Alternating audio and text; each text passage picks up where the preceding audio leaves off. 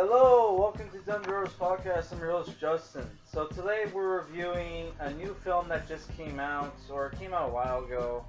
It came out August 20th. Okay. We're reviewing Reminisce, which is a sci-fi thriller. It's 2 hours and 28 minutes. I'm pretty sure it was like less than that. It stars Hugh Jackman as Bannister, Rebecca Ferguson as May, Natalie Martinez as Avery Costello, Thaniwe Newton as Emily, Daniel Wu as St. Joe. Wow, they don't have like what's his name in the top billing, and he's in like a lot of the movie. I'm talking about New Zealand actor. I forget his name. Google Cliff Curtis as Cyrus Booth. That guy's in a lot of the movie, and he doesn't even get top billing. Poor dude. Yeah. Also, if you're a fan of Westworld, there's like 2 stars from this film in Westworld. From Westworld, it's in this film. So, at first I wasn't gonna watch this film. It's directed by Lisa Joy, which I've never heard of this chick, with music by Raman Jajawadi, which don't know this guy. Let's see who Lisa Joy is. No, not telling me any other movies she's worked on. Apparently she worked on Westworld. Alright. Yeah. So, like, this movie, I kind of... Something that's cool about this movie is that it has a tech noir kind of feel, which if people don't know what tech noir is, it's basically a futuristic movie that has this noir-esque to it. Classic 1930s, 40s noir feel to it, and story, usually involving femme fatales and guys in cool suits and smoking and whatnot. You know, trying to solve mysteries, right? So, like, other famous tech noir films are the original Terminator. There's even, which spawned the term tech noir, which there's a club in the movie called Tech Noir, which people got the name from, and also Rian Johnson's Looper. Does this film compare to those two? First we'll get into what the movie's about, which there's some cool world building in this film where everybody, it's like basically the future where the world is flooding and it's super hot during the day, right? So most people are night owls, even kids go to school at night, which when you see Hugh Jackman, you see that when Hugh Jackman commutes to work, which Hugh Jackman used to be in the Navy during the war, which everybody was in the war apparently, who was an interrogator. He has this special, and after the war, he has this job, business where he helps people relive memories. It's called Reminiscence, right? It's this machine that will they put people in a tank, and there's like a 3D hologram projector where Hugh Jackman can watch people's relive their memories, and his job is to help guide them through their memories to find what they're looking for, right? Yeah, so that's the business that he runs. Like, at first you see a legless vet from the war relive a memory where he's playing with his dog Angie, which put a tear in my eye as somebody who's a dog owner. And my dog has been sick for the last couple of days, but she's fine. It's just it's just, when you love something very much, you worry about it. Right?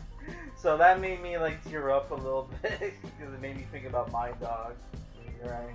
So like, yeah, after his day sessions, he meets a woman, right, which gives you that noir. Because most like noir stories are about a woman, right?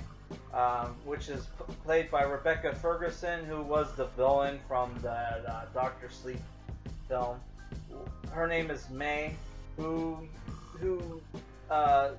introduces herself to Bannister right before they close. she's looking for her keys. She's some kind of like showroom singer, right? And they start to. He helps her find her keys, and they start to have this relationship, right? And she disappears from the film, and Hugh Jackman is obsessed with her. And he's trying to find her, right? And then there's this whole conspiracy with landowners, because like there's this thing where like there's this thing where the rich have like knew that the floodings were going to happen, so they bought up land called the dry lands and set up like huge dams, so like to keep the water from the dry lands into like the flooded areas, right? So there's this huge like eat the rich sentiment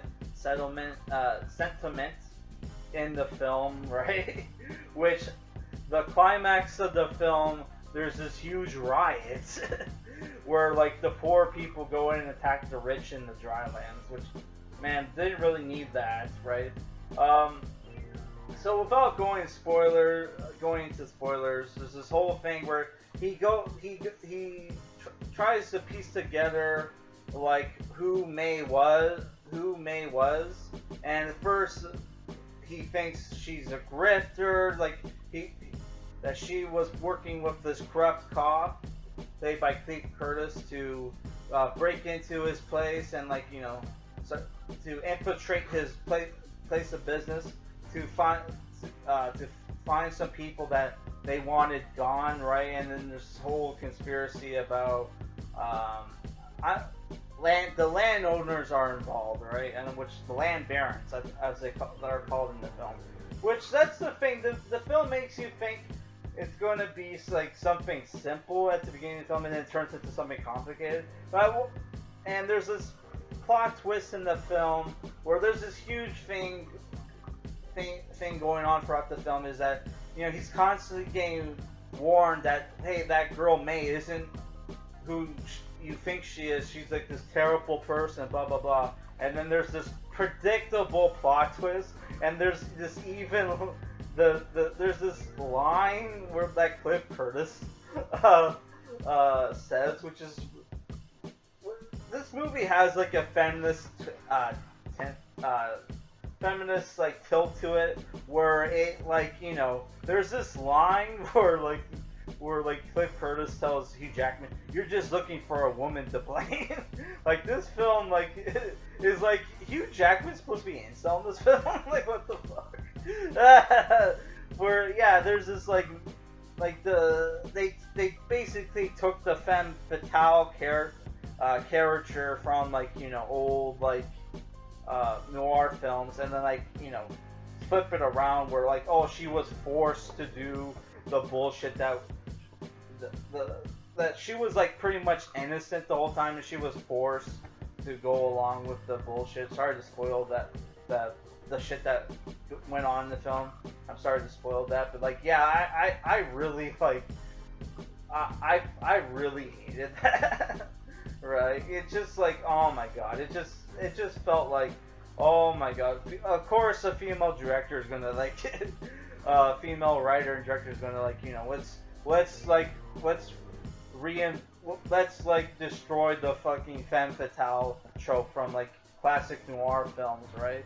Which you can make a noir film without having the femme fatale character, but I guess they wanted that, right?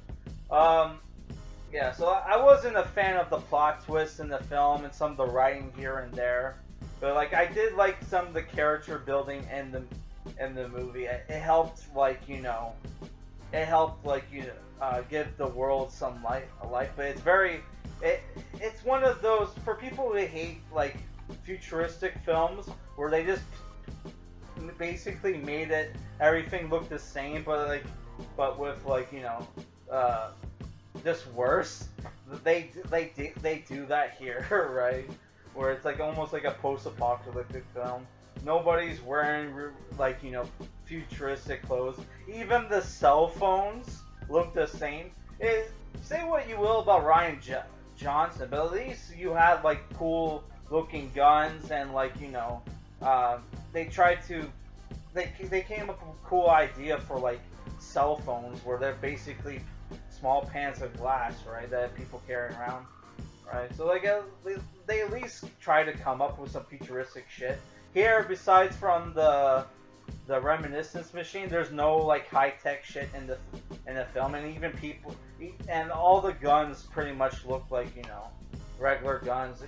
Like Hugh Jackman at one point is like carrying, I think, a 38 revolver, which is something you see a lot in like noir films. But it's like, dude, this is supposed to be the future.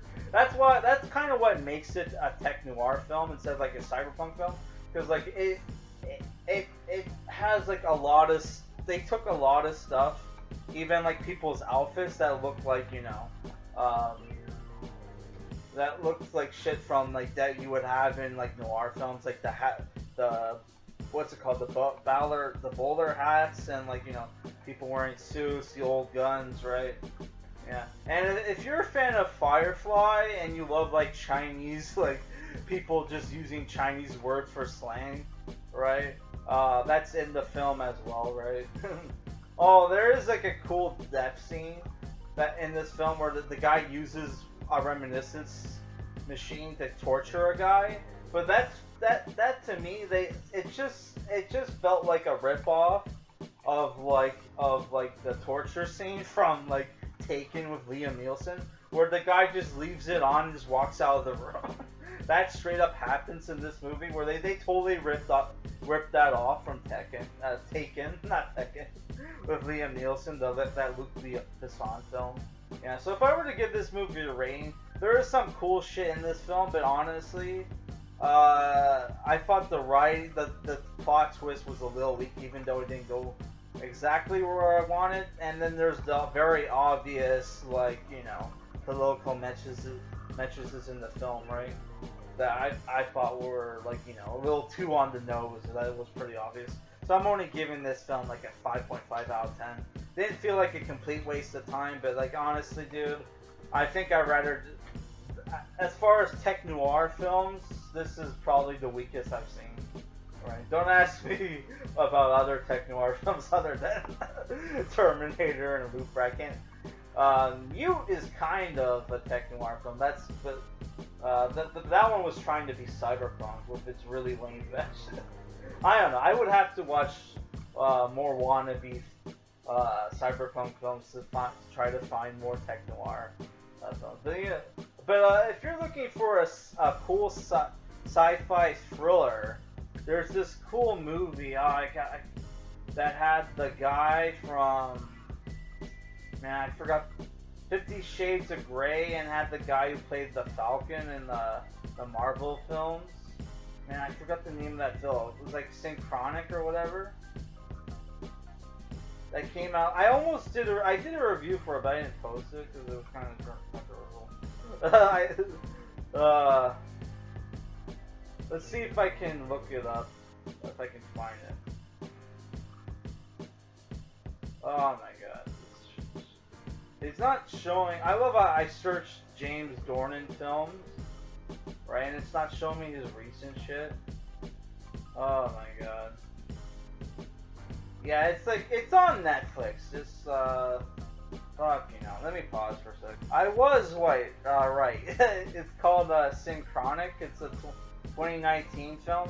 It's directed by Justin Benson and Aaron Moorhead, the guys who directed films like The Spring and Resolution, The Endless, which I've only seen Resolution and The Endless. But yeah, their movies are supposed to be good. Yeah, if you're looking for a cool sci-fi thriller, I recommend 2019 Synchronic. Though I'm not going to spoil what that movie's about. It's pretty cool.